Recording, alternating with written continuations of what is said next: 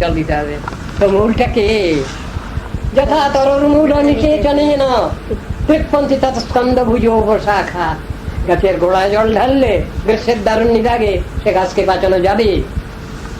ডালপালা একটু জল ছিটিয়ে দিলে গাছকে বাঁচানো যাবে না। প্রাণে আহার দিলে সব ঠিক আছে, আর প্রাণে আহার দিলাম না, চোখে একটু দুটো ভাত গুজে দিলাম, কানে দুটো ভাত গুজে দিলাম, মানুষটাকে বাঁচানো যাবে?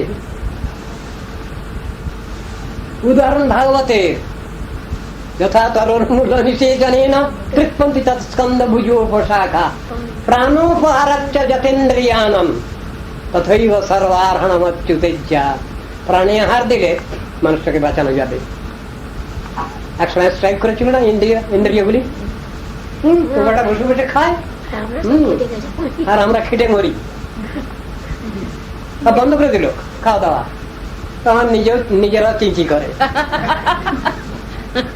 আছে না, গল্পটা পড়েননি আপনারা? তারপরে যখন প্রাণে আহার দিচ্ছে তখন বলে হ্যাঁ ঠিক আছে। যুক্তি দিয়ে এগুলো বোঝানো আছে। সব জিনিসগুলো নিয়ে আমাদের বিচার করতে হবে। মহাবিষ্ণু তিনি উপাস্য তত্ত্ব, বিষয় বিগ্রহ, তিনি আবার পাঠ ফলে করেন, সেবকের পাঠ ফলে করেন বলে এমন হয় নাকি? হয়তো উদাহরণ আছে তো।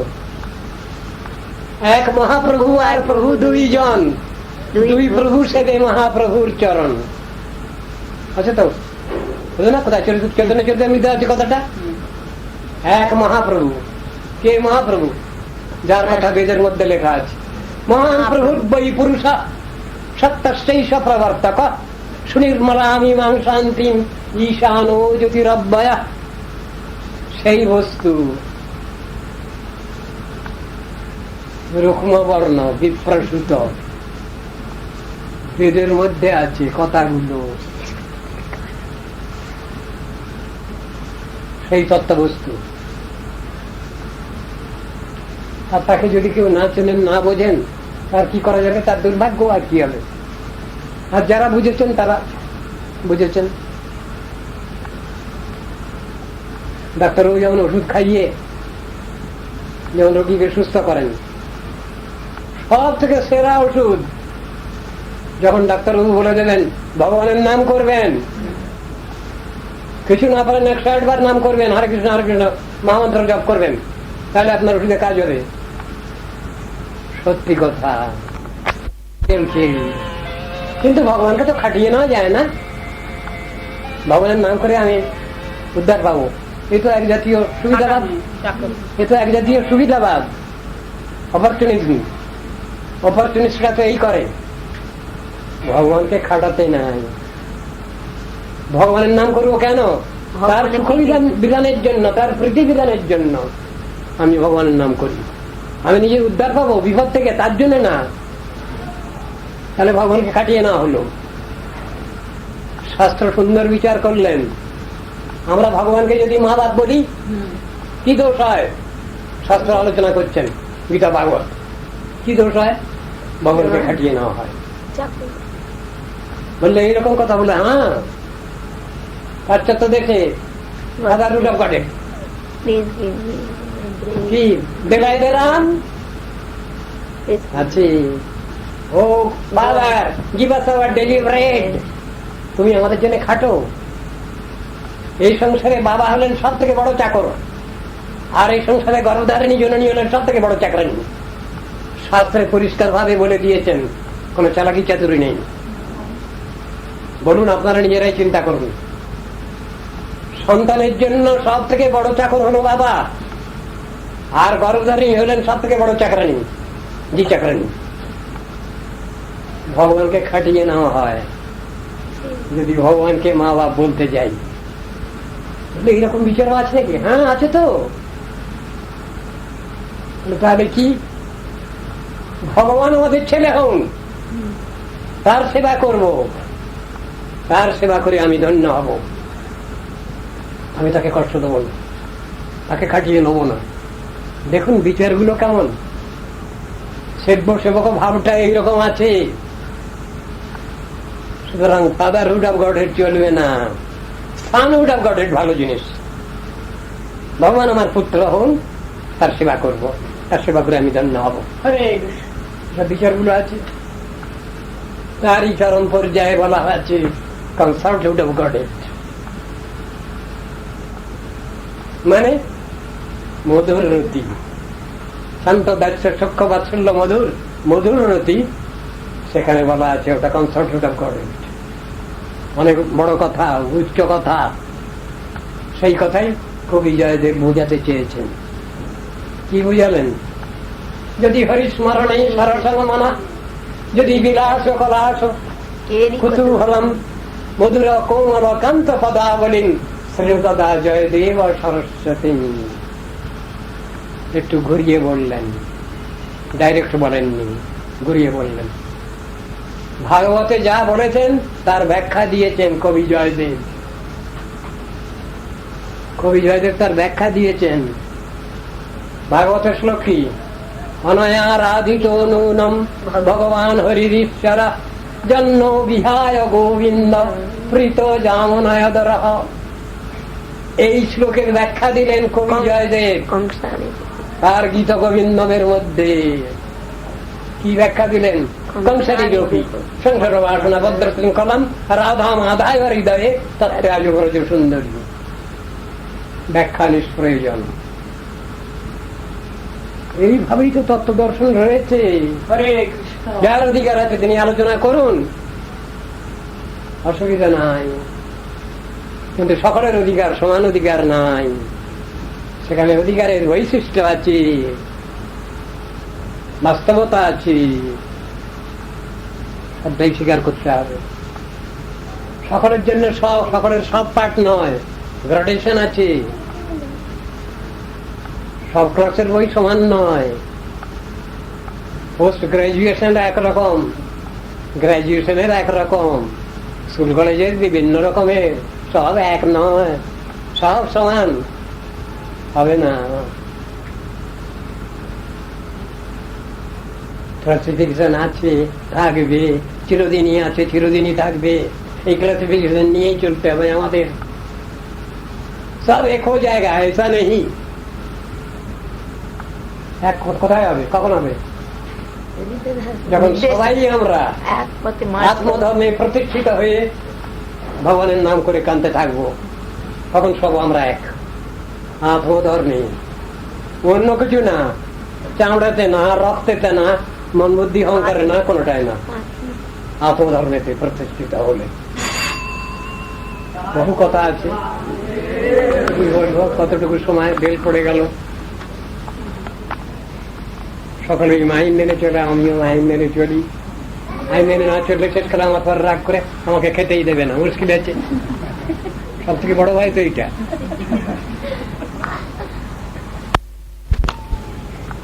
জন্তু জানোয়ার সব অনেক কিছু।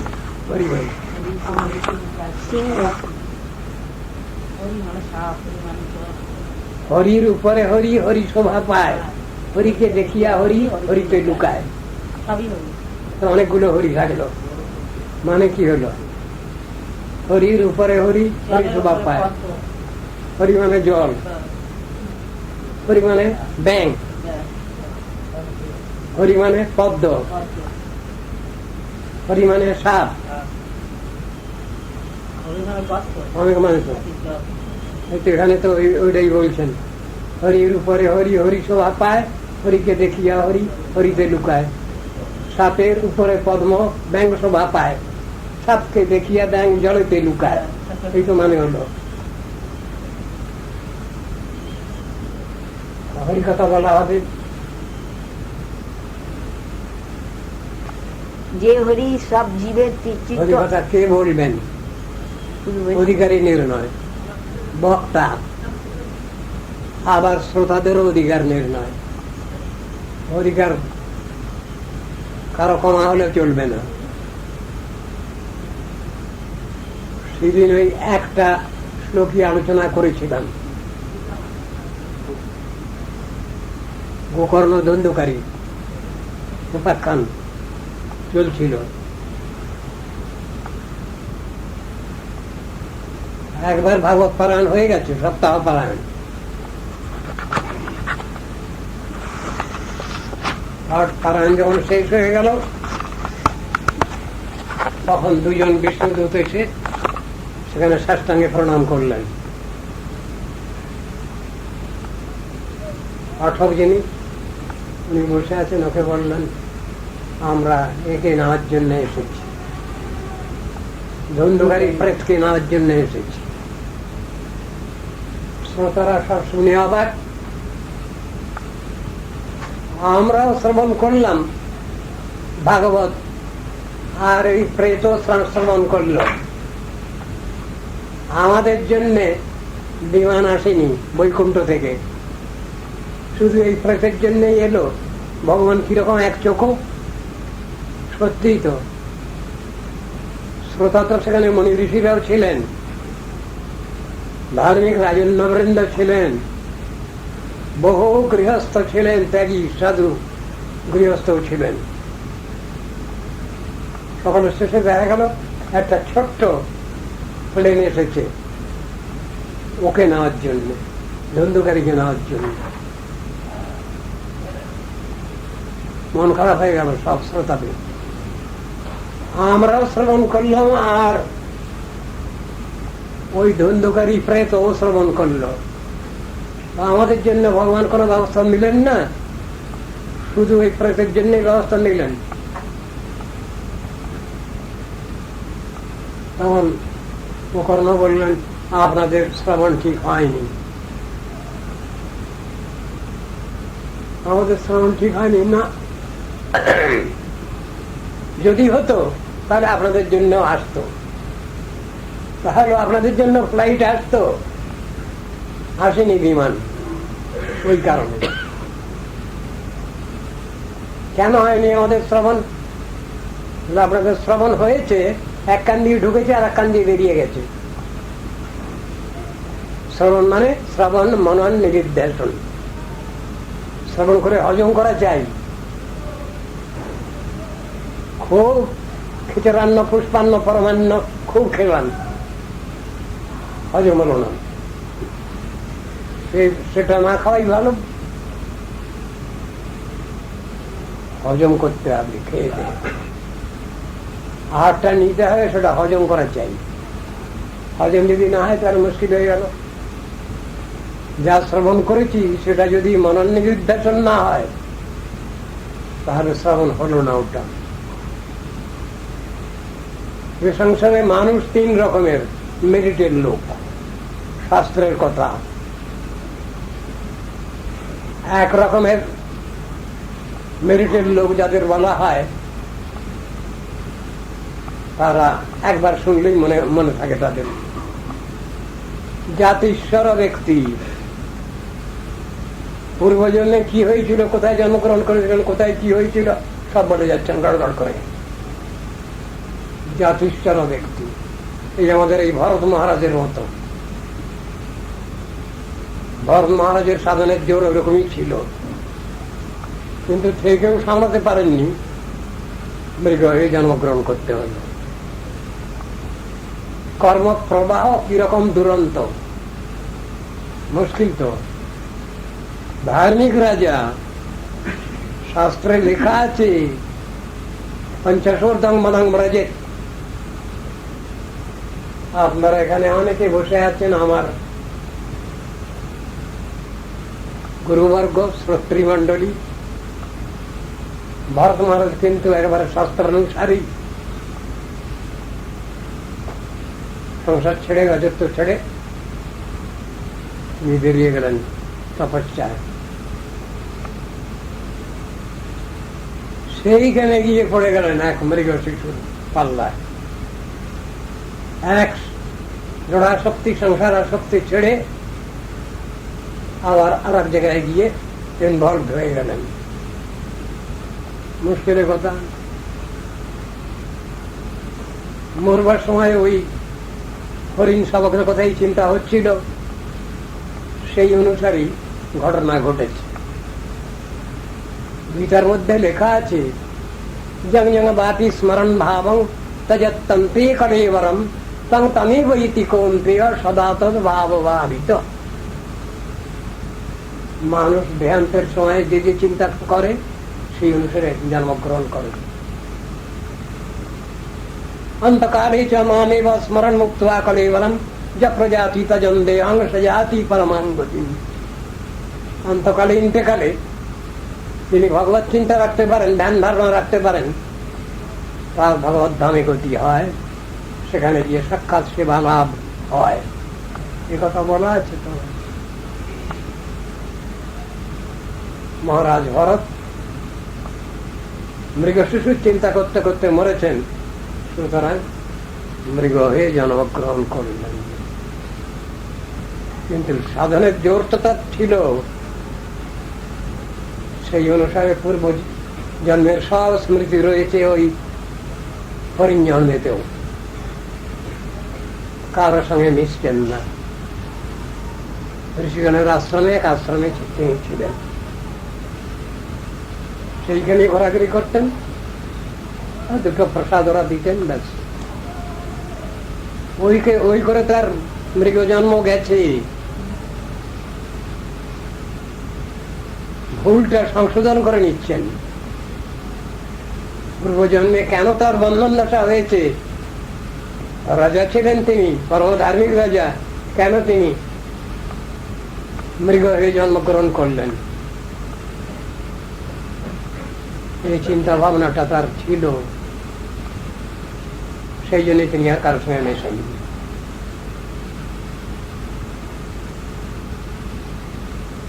মহারাজ ভরত ভক্ত, তিনি যা কিছু সংসারে সব শিক্ষা দেন ভগবান, গার্জিয়ানরা সব তার নিজের লক্ষ্যে দিয়েই শিক্ষা দেন।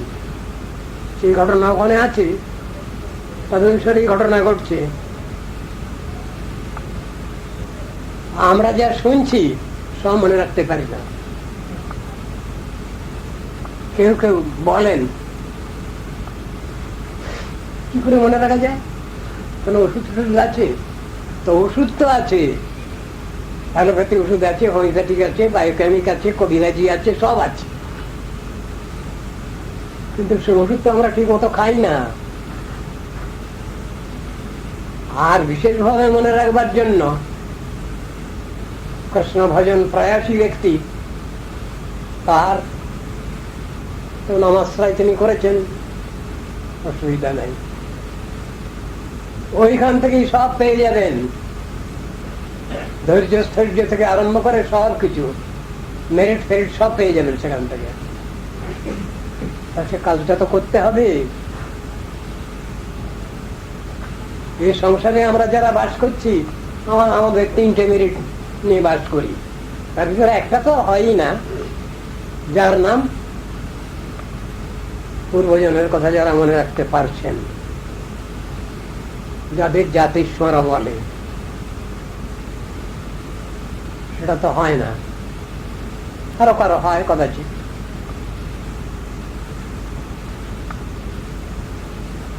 শব্দ শুনবার সঙ্গে সঙ্গে আধারে ধরে রাখেন যারা, এরা হচ্ছেন জাতিস্বর। শব্দ কানে ঢুকলো, আটকে দিলেন, বেরোল না। এই হলো জাতিস্বরের লক্ষণ। বেগ ও চিরা, শব্দ বেগে প্রবেশ করলো কর্ণে, কিন্তু চিরকাল ঠাঁই দিয়ে দিলেন। এই হলো জাতিস্বরের লক্ষণ। দ্বিতীয় পর্যায়, বারবার একটা জিনিস আলোচনা করা হচ্ছে, স্মরণ করা হচ্ছে, মুখস্থ করা হচ্ছে, ঠিক হয়ে গেল মুখস্থ। একে বলে চির চিরা, বারবার অভ্যাস করছেন, পরে ওটা ঠিক হলো। আর তৃতীয় পর্যায়ে যেটা, সেটা হলো মূর্খের পর্যায়। মূর্খ কিরকম? আর বাচিন যাকে বলে শুদ্ধ ভাষায়, আমি ভক্তিহীন অতি ওর বাচিন, না জানি ভকতি বেশ, নিজ গুণে নাথ কর আত্মসাত ঘুচাইয়া ভব ক্লেশ। মহাজন গাইছেন অর্বাচীন, প্রাচীন তার উল্টো হলো অর্বাচীন। মূর্খ পর্যায়ে যারা আমরা শুনবো, কিছুক্ষণ পরেই ভুলে যাব। যেখানে বসে শুনছিলাম সেখানে পর্যন্ত কোনোভাবে মনে থাকলো, ওখান থেকে বেরিয়ে গেলেই সব ভুল হয়ে গেল, রাস্তায় বেরোলেই ভুল হয়ে গেল, এক কান দিয়ে ঢুকলো আর এক কান দিয়ে বেরিয়ে গেল।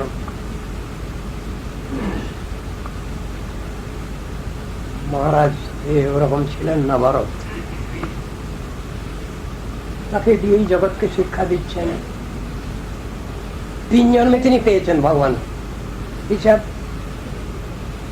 প্রথম মনুষ্য জন্ম, দ্বিতীয় মৃগ জন্ম, তৃতীয় আবার ব্রাহ্মণ গৃহে এসে সাধন ভোজন করে ফেলেন। 3 জন্ম তার লেগেছে। আর আমাদের কত কত জন্ম যাচ্ছে, 84 লক্ষ জন্ম আমাদের ঘুরতে হয়। সাধারণ ভাবে প্রমোশন পেয়ে লেখাপড়া শিখতে গেলে, তত্ত্ব দর্শন জানতে গেলে লক্ষ লক্ষ জন্ম লাগে। লক্ষ লক্ষ জন্ম বলে হ্যাঁ হিসাব আছে তার, এটা যাতা কথা নয়। জলজা নবলক্ষানি, জলজন্তু হয়ে জন্মগ্রহণ করি আমরা 9 লক্ষ বার। স্থাবরা 120, স্থাবর জন্ম আমাদের 20 লক্ষ বার। স্থাবর মানে বৃক্ষ, তৃণ, গুল্ম, লতা, গাছপালা এইসব 20 লক্ষ বার। কৃময় রুদ্র সংখ্যকা, কৃমি কীট হয়ে জন্মগ্রহণ করি 11 লক্ষ বার। পক্ষী নাম 10 লক্ষকম, পাখি জন্ম আমাদের 10 লক্ষ বার হয়। 30 লক্ষানি পশব, 30 লক্ষ বার আমরা পশু জন্ম লাভ করি। 4 লক্ষানি মানবা, 4 লক্ষ বার মানব জন্ম লাভ করি। মানব মানে জ্ঞানগম্য কিছু হয় না, ওই আকারটাই মানুষের মতো দেখতে, জন্তু জানোয়ার বললেই চলে। তারপরে সুস্থ মস্তিষ্কে, সুস্থ শরীরে, পূর্ণ অবয়ব লাভ করে, অবিকলাঙ্গ দেহ লাভ করে, নীতি আদর্শ পরায়ণ গৃহস্থর ঘরে আস্তিক্য ভাব নিয়ে জন্মগ্রহণ করি, যেটা শেষ জন্ম। এত সুযোগ সুবিধা যখন পেলাম অনেক কষ্ট করে, তখন আর অপেক্ষা করতে নাই। যখনই বুঝবো যে হরিভজন করা দরকার, তখনই ব্যবস্থা নিয়ে নিতে হবে। সেই কথাই তো বলা আছে। যার কথা আলোচনা করছিলাম সে ভদ্রলোক কিন্তু এসব সদ্ব্যবহার করেনি। মানুষের যত সদ্ভাব সদ্গুণ থাকা দরকার, কোনটারই স্কোপ পেয়েও সে তার সুযোগটা নেয়নি। সেই জন্যই মরবার পর তার জন্মটা হয়েছে প্রেত জন্ম। ভূত প্রেত পিশাচ হয়ে জন্মগ্রহণ করছে, দুর্ভাগ্য। এই প্রেত এমন ধরনের প্রেত হয়েছে, একে উদ্ধার করা বড় কষ্ট। গোকর্ণের গুরুদেব বিবর্ষণ সূর্যদেব 1 নম্বরের কট্টরপন্থী বৈষ্ণব, তাই না? সূর্যদেব সৌরলোক, যারা সূর্যের উপাসনা করেন ভগবানকে বাদ দিয়ে, মূল মালিককে বাদ দিয়ে, তাদের বলে সৌর। মূল মালিককে বাদ দিয়ে যারা গণেশের পূজা করেন তাদের বলে গানপত্য। মূল মালিককে বাদ দিয়ে যারা ঠাকুরদের পূজা করেন এই দুনিয়ার, তারা হলেন শাক্ত। সৌর, গানপত্য। আর শিবের পুজো। শৈব মূল মালিককে বাদ দিয়ে শিবের প্রতি ভক্তি দেখান, শিব ব্রহ্মাদির প্রতি ভক্তি দেখান মূল মালিককে বাদ দিয়ে, তারা হলেন শৈব। আর ওর মধ্যেই একটা শব্দ ঢুকে গেছে বৈষ্ণব বলে। সে বৈষ্ণব কিন্তু কর্মফলবাধ্য জীব বিশেষ। তাদের মতে সেই বৈষ্ণব কর্মফল ভোগ করেন, যেন মৃত্যু হয় তার কর্মফলবাধ্য জীব বিশেষ। তাদের মতে ভগবানও কর্মফল ভোগ করেন, ওই নাস্তিকবাদের মধ্যেই সেটা। ও হলে চলবে না। ভাইয়ের কাছে এসে কান্নাকাটি করছে, ভাই সন্ধান করে বসে বসে নাম জপ করছেন, হরিনাম করছেন। সেই সময় সেই প্রেত, তার নাম ধন্দকারী, সে এসে কান্নাকাটি করছে ভাইয়ের কাছে। দেখ ভাই, তুই আমাকে বলেছিলি, আমি তো তখন তোর কথা শুনিনি, আর এখন তো এই অবস্থা, বড় কষ্ট পাই, আমাকে রক্ষা কর, উদ্ধার কর। আচ্ছা, আমি ব্যবস্থা নিচ্ছি, চিন্তা কর না। কিছুক্ষণ পরে তিনি ধ্যানস্থ হয়েছেন। সূর্যদেব এসেছেন তার কাছে, বলছেন তুমি তো কখনো আমার কাছে জাগতিক কোনো বিষয়ে চাও নেই, এখন দেখছি তোমার যেন কিছু দরকার হয়ে পড়ছে। বলে কি করবো, আমার দাদা তো মরে এইরকম হয়েছে, প্রেত হয়েছে, আপনি এর একটু ব্যবস্থা করুন,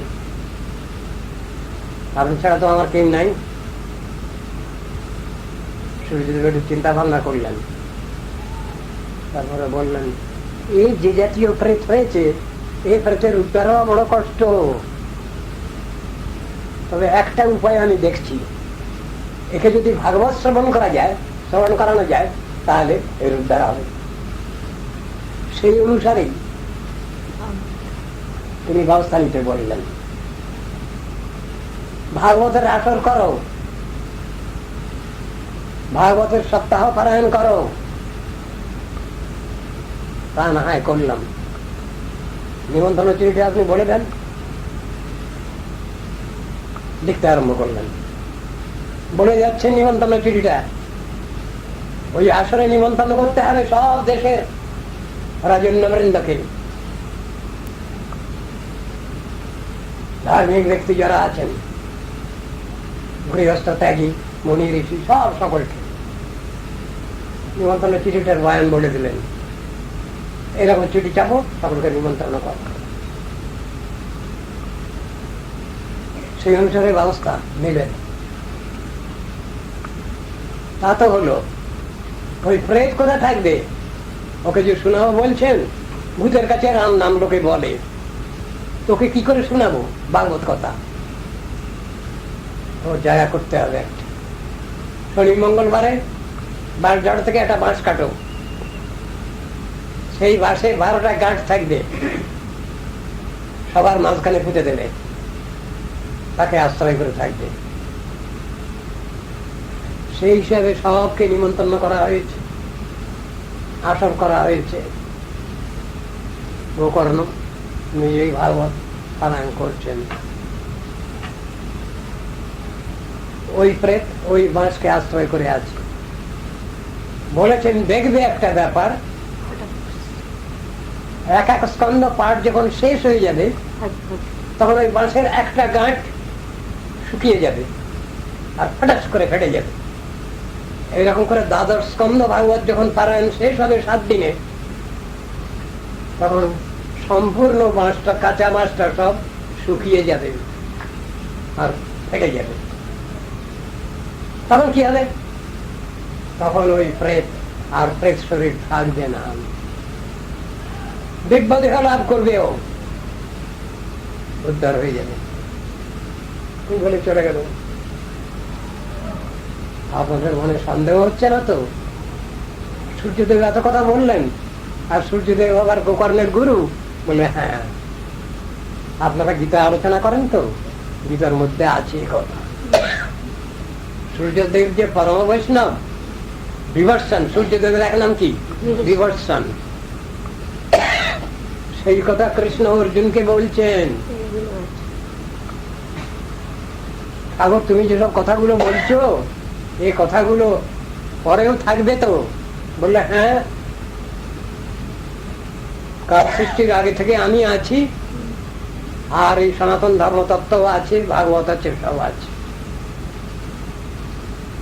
এই কথা কখনো বন্ধ হয় না, না প্রপার চ্যানেলে আসে। সেই কথাটা বলছেন অর্জুন, আমি তোমাকে যা উপদেশ করছি ওটা সেই কথা, পুরনো কথা, নূতন কিছু না। সেই কথাই যারা যারা আলোচনা করেছেন তাদের একটা ধারা আছে।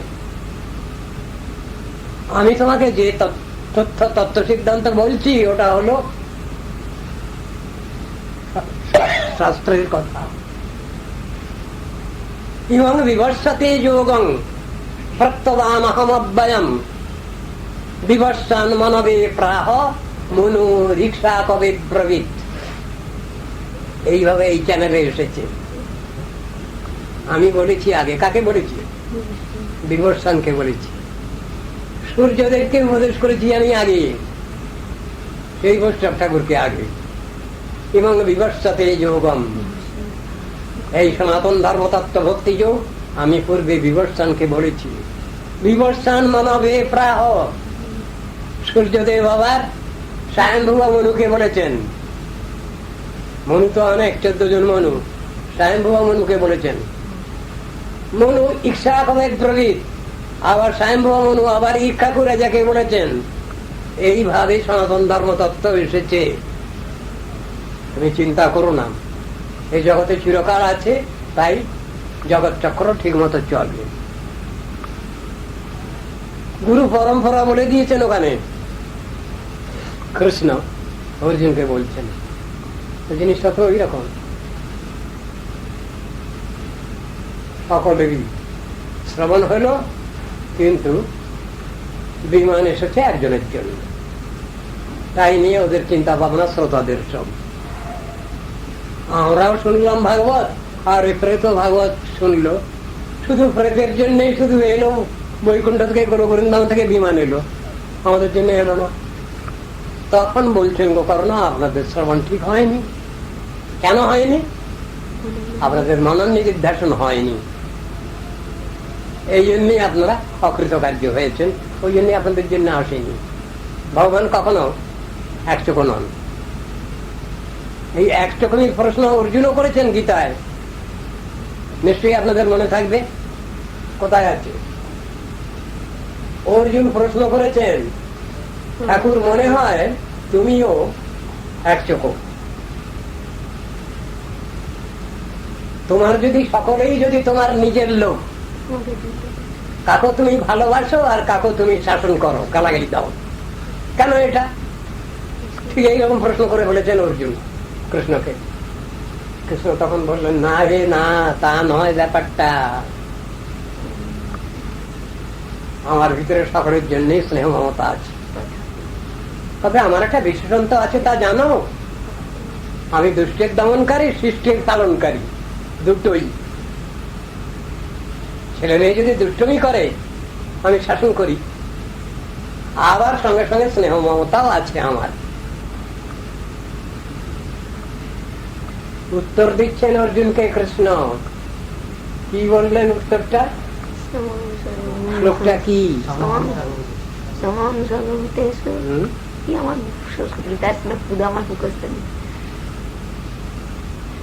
আমি একচোখ নই, সকলের প্রতি আমার সমান ব্যবহার, কিন্তু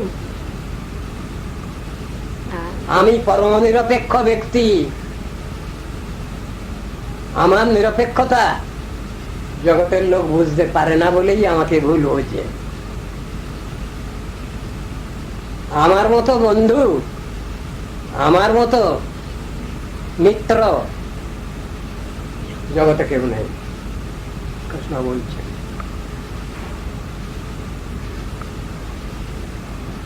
তবে জানো, একটু এ ভাব যেটা তোমরা দেখো ওটা কিন্তু ঠিক আমার বিরূপ মনোভাব নয়। এই সংসারে দেখতে পাও গার্জিয়ান কোন ছেলে কোন মেয়ে প্রতি হয়তো তার এটা আছে, স্নেহ মমতাটা বেশি আছে।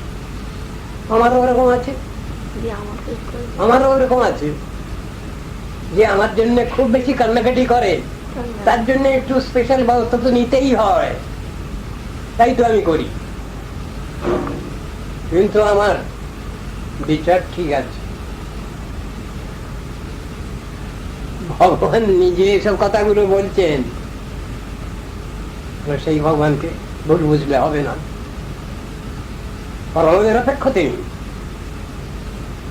দেখাশোনা সবই করেন, চিন্তা ভাবনা সবই আছে, আমরা বুঝে উঠতে পারি না তার স্নেহ মমতা।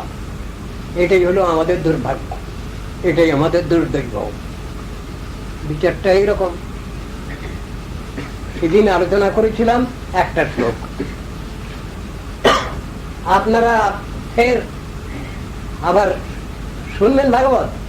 তো বলে হ্যাঁ শুনবো। আচ্ছা, ভাগবত যদি ঠিক মতো শোনা হয়ে যায় আপনাদের, তখন তো সবাইকে আপনাদের সংসার সংসার ছেড়ে দিয়ে চলে যেতে হবে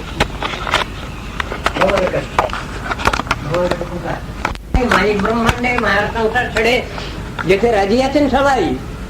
হাত তুলুন। হাত ওঠে না ঠিক মতো। অনেক করে বুঝাতে লাগলেন, তারপরে হাত অবশ্য উঠেছে। হ্যাঁ, আমরা সবাই প্রস্তুত আছি। যদি সকলের জন্য যদি বিমান আসে, আপনারা যেতে প্রস্তুত আছেন তো? না, তখন বলবেন না যাবো না, যাওয়া হলো না, এ বললে হবে না। তা বলে আচ্ছা, বলতে আরম্ভ করেছেন। অসারো খলু সংসারো দুঃখ রূপী বিমোহক কসুত কস্যচ দানম স্নেহবান জলতে নিশম জলতে অনিচম। সবসময় খুব সহজ সরল শ্লোক। এই সংসার অসার, সার কিছু নাই এখানে।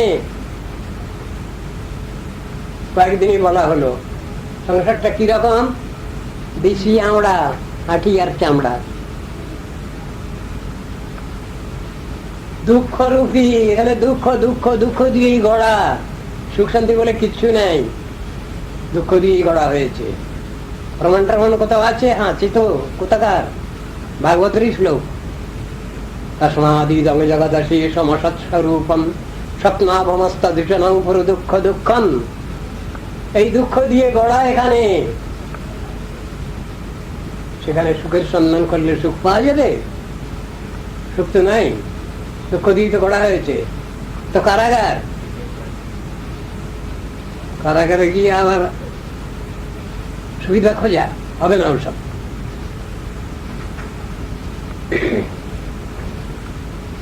এখানে সব আত্মীয় স্বজন নিয়ে একবারে মরসি পাট্টা নিয়ে বসে আছি আমরা। এইখানেই চিরদিন যেন আমাদের থাকতে হবে, থাকার ইচ্ছা এমনই ভাবটা, যাওয়ার ইচ্ছা একদম নেই কোথাও।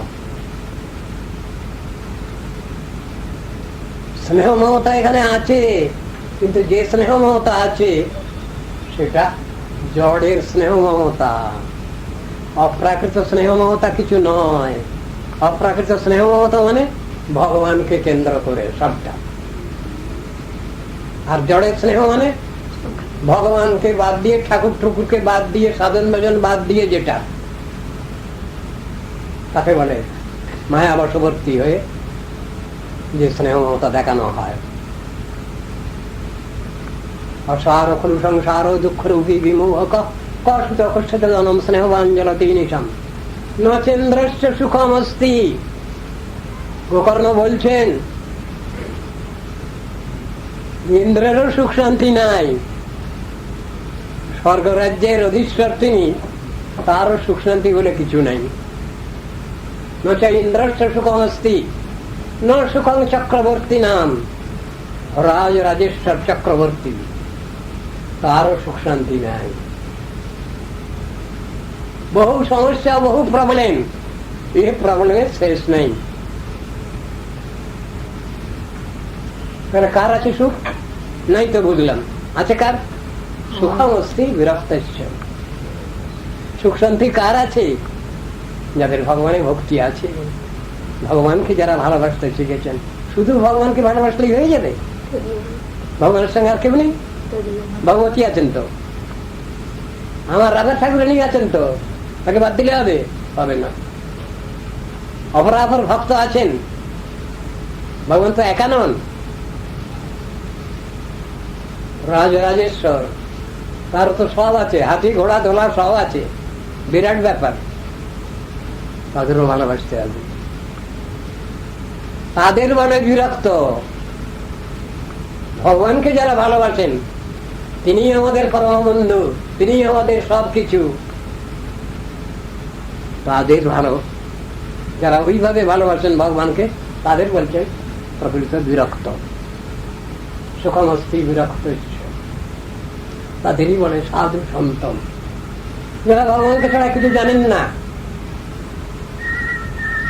অন্য কথা বললেই বোঝেন না, সেটা ওটা তাদের বুঝবার বিষয় নয়। ভগবানের নাম শুনলে কান খাড়া, সব ঠিক আছে, সব ভুলে গেছেন, দুনিয়া সব ভুলিয়ে দিয়েছে ভগবানের নামেতে। এই ভাবটা যাদের আছে, সুখমস্তি বিরক্ত। জগতে যে ভোগ এবং ত্যাগ, এই দুটোই ভোগ। শাস্ত্রের ব্যাখ্যা করছেন, আপনার শুনলে অবাক হবেন না। ভোগ, স্থূল ভোগ আর সূক্ষ্ম ভোগ। ত্যাগ স্বীকার যারা করছেন এখানে সংসারে, তারাও সূক্ষ্মভোগী, এই কথাই শাস্ত্র বুঝাচ্ছেন। তাহলে কি হবে? তাহলে ভোগও করা চলবে না, ত্যাগও করা চলবে না। না, তাহলে কি করতে হবে? ভগবানের ভক্তি বিধান করতে হবে, ভগবানকে ভালোবাসতে হবে এবং তার সম্পর্কীয় সকলকে ভালোবাসতে হবে। এই কথাটাই শেখানো আছে, বুঝানো আছে শাস্ত্রে। ভগবান একা নন, ভগবানের নাম, রূপ, গুণ, লীলা, পরিকর, বৈশিষ্ট্য সব কিছু নিয়ে তিনি, যাকে এক কথায় বলা হবে অল ইনক্লুসিভ ওয়ান, সেই ওয়াননেসকে ভালোবাসতে হবে বলা আছে শাস্ত্রে। সুখমস্তি বিরক্ত মুনির একান্ত জীবী না, তাদের সাধারণ ভাষায় বলে মুনি ঋষি। পরেই বলছেন আবার একান্ত জীবী না, ঐকান্তিক ভক্তিযুক্ত তারা, তাদের মুনি ঋষি বলে। হ্যাঁ তো, কিন্তু পরীক্ষিত রাজার সভাতে সব উল্টো পাল্টা কথা সব হয়েছিল তো, ব্যবস্থা তো তিনি পাননি ঠিক মতো। সেখানে তো কেউ বলেছেন, হে মহারাজ আপনি কর্মাচরণ করুন, হে মহারাজ আপনি জ্ঞান অনুশীলন করুন, হে মহারাজ আপনি যোগানুশীলন করুন। তাহলে ভক্ত কেউ ছিলেন না, সেই এতে ছিলেন তো, তারা চুপ করেছিলেন। দেখি না কথাটা কিরকম আসে, অপেক্ষা করছিলেন। সুখদেব যখন সেই সভায় প্রবেশ করেছেন, তখন বললেন এবার আপনার মনোবাঞ্ছা পূর্ণ হবে, বলেই দিবেন। কে বললেন? কৃষ্ণদেব বেদব্যাস বললেন। ব্যবস্থা হয়েছিল, তিনি ভাগবত ব্যাখ্যা করেছেন সভায়। 7 দিন ফরমাইজার ছিল, 7 দিন তো ওই শুনতে শুনতে কেটে গেল। কোথায় খাওয়া দাওয়া, কোথায় ঘুম, দেহস্মৃতি হারিয়ে ফেললেন তিনি। দেহস্মৃতি নেই যার, সংসার খুব কাহা তার, সব ভুলে গেছেন। ভগবানের নাম, রূপ, গুণ, লীলা কথা শ্রবণ করতে করতে সব ভুলে গেছেন তিনি। শেষকালে একবার বলেই ফেললেন, এখন তক্ষক এসে আমাকে যাদৃচ্ছাক্রমে দংশন করুক, মরণে নাস্তি মম ব্যথা। ভুলে ফেলছে, সব ভুলে গেছে, কিন্তু ভগবানকে বলেননি, সেই চিন্তাতেই আছেন মশগুল। মুনির একান্ত জীবী না। তাহলে মুনি ঋষিদেরও ভুল হয় নাকি? তারাও কি উল্টো পাল্টা কিছু কথা বলেন? বলেন তারা, আমরা বুঝে উঠতে পারি না। আমাদের যে ধারণা, সেই ধারণা অনুসারে কথাটা না হলেই আমাদের মন খারাপ হয়ে যায় এবং আমরা বলি ওরা ভুল বলছেন। অথচ আমরাই যে ভুলের মধ্যে আছি সেটা আমরা বুঝতে পারি না। বিভিন্ন কথাটা এসেছে, হে মহারাজ আপনি কর্মাচরণ করুন, জ্ঞানানুশীলন করুন, যোগানুশীলন করুন।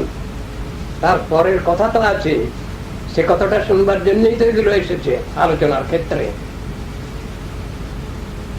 তারা ঠিক ভুল করেন না, আলোচনার ক্ষেত্রেতে তুলনামূলক আলোচনার জন্যই এগুলো আছে, ভক্তির কথা আলোচনা হবে বলে। সেখানে সেরকমই হয়েছে। তাহলে মনের একান্ত জীবীন, তাহলে মনে ঋষিরা তাহলে ঐকান্তিক ভক্তিযুক্ত, তাহলে সেটাই তো শেষকালে বলছেন। ঐকান্তিকই সাধনা মানে একান্ত ভক্তি সাধনা। গীতার মধ্যে তিনটেই আছে তো নাকি? কর্ম, জ্ঞান, যোগ, তপস্যা তো আছে, কিন্তু বললেন কি কৃষ্ণ অর্জুনকে? তপস্বী ভৌতিক যোগী জ্ঞানিক ভোগী মত অধিক কর্মিক ভষ্টাধিক যোগী তস্মাৎ যোগী ভবার্জুন। কর্মীর থেকে যে যোগী শ্রেষ্ঠ তুমি সেই যোগী হও, জ্ঞানীর থেকে যে যোগী শ্রেষ্ঠ সেই যোগী হও, যোগীর থেকে যে যোগী শ্রেষ্ঠ সেই যোগী হও। সব বলে যাচ্ছেন। কোনটা হও ওই শ্লোকে নেই, পরের শ্লোকটায় আছে। যোগী নাম অপি সর্বেশম মদ্গতেন অন্তরাত্মনা শ্রদ্ধাবান ভজতে যো মান সমে যুক্ত তমো মত। যিনি শ্রদ্ধাপূর্বক কৃষ্ণ ভজন করেন তিনি হলেন শ্রেষ্ঠ যোগী। বলে ফেললেন ওখানে, তুলনামূলক আলোচনা করে ভক্তি স্থাপন করছেন, ভক্তি তত্ত্ব সেই কথাটা বুঝাচ্ছেন। মনের হৃদয়ের ভুল হয় না, কিন্তু কখনো যে হলো সরস্বতী নদীর তীরে হয়নি, হয়েছে তো। সরস্বতী নদীর তীরে মনি ঋষিরা সব সভা সমিতি করছিলেন, হঠাৎ তাদের মধ্যে ভগবান এক সংসার ঢুকিয়ে দিয়েছেন। ওদের দিয়ে ওটা যাচাই করতে হবে।